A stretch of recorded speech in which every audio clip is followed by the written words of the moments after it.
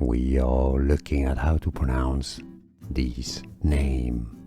Let's break down the pronunciation. In English, it's generally said as Shen.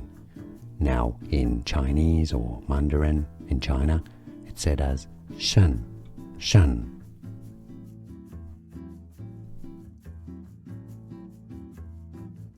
We are looking at how to pronounce this name.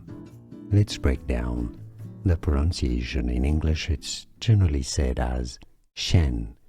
Now, in Chinese or Mandarin in China, it's said as Shen, Shen. Here are more videos on how to pronounce more confusing words and names too many mispronounced. Like this video if you found it useful. I appreciate your support. I'll see you soon and thanks for watching.